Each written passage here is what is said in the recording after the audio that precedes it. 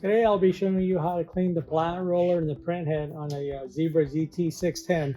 We get a lot of customers that will call up to the service team asking how to help out when it comes to print quality issues. And the first thing we have them try is cleaning the print head and plat roller. So this is the ZT610. The first thing I do is you open up the print head, remove your labels, and then what we recommend are easy wipes, which is 99% isopropyl alcohol.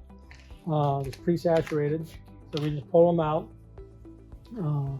Obviously, first thing I like to do is clean the print head, which is up here. There's a black line behind a green field, and you're just cleaning that a couple times. And if it's really dirty, you'll get a bunch of black soot and stuff, I guess. Basically, it's coming from the ribbon. And this is the plat roller that I'm talking about. You can hear it or you can feel it, and you can just rotate it. You're just trying to get all the sides.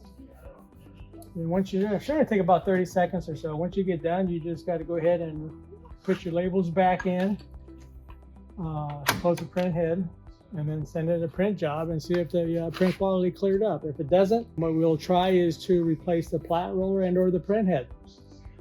Thanks for watching.